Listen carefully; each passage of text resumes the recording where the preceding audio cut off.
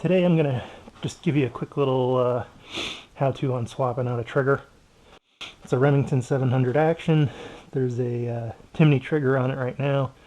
I'm going to show you how to remove a trigger, reinstall the same one if you're working on it or a different one, and the other little parts and pieces. When you take it apart, you got basically 4 parts you need to watch out for.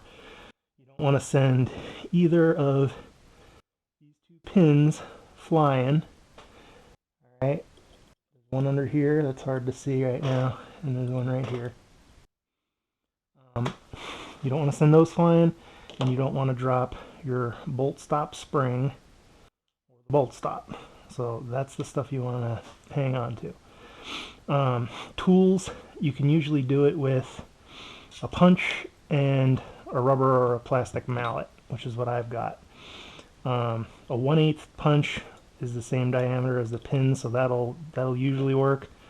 Sometimes you might need a smaller punch to just kind of tap it and get things started.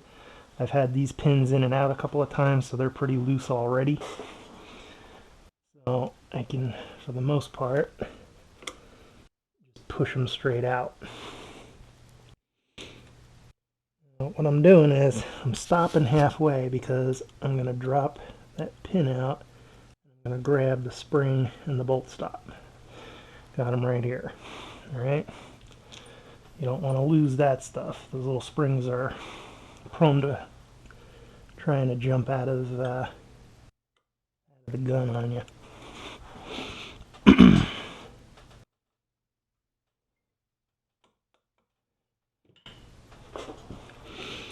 Another thing I want you to watch, and hopefully this comes out on the video, the pin here is pushing through, and this is the same pin right here in the middle.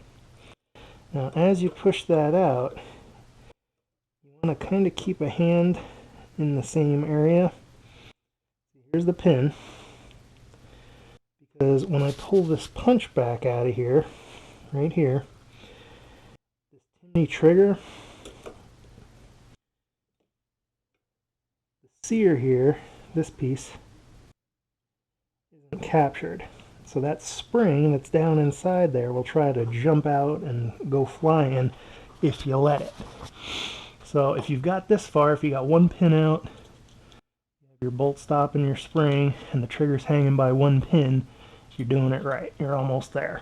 Last thing you got to do, push out that last pin, and there you go. Old trigger, both pins. Now, here I want to show you. There's 2 pins. There's a short pin and a long pin. The long pin goes in the back, and the short pin goes in the front.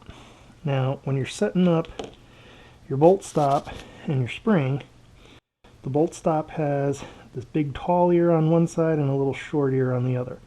The big ear goes forward. That's what actually catches the lug as the bolt's coming back and prevents it from coming out. And then you press the little bolt release, and that actually pushes this up out of the way, or pushes the back rather, and the front drops down, and that allows the front to drop out.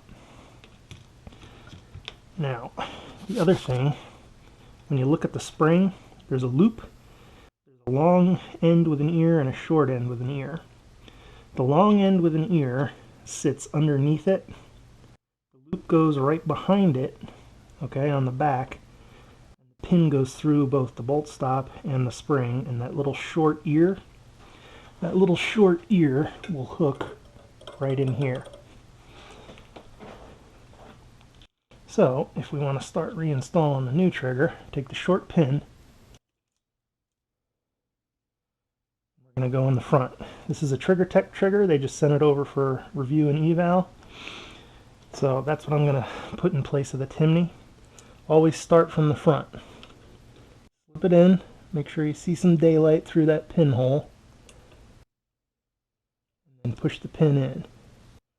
Like I said, you might need to use a punch. I can pretty much do this just with finger pressure because I've had triggers in and out of this action a number of times. These pins are a little bit worn. I probably should be replacing them pretty soon, but it makes for an easy demonstration for you guys. Once you got the rear pin in, you're going to want to swing the trigger up and into place. But before you do it, I recommend you start by getting your bolt stop and your spring in place. Right? So, just like I said, you want the big ear going towards the front. You want the long arm with the little ear of the spring sitting underneath. And then you want to just basically slip everything up into this little slot. Ideally, it all lines up and you can see daylight through there.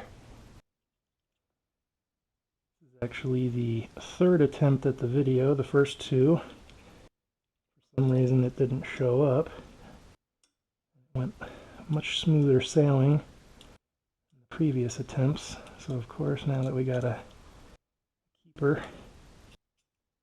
for the video, it's going to be difficult. So there we go. All right, with a lot more fiddling than I needed to be doing.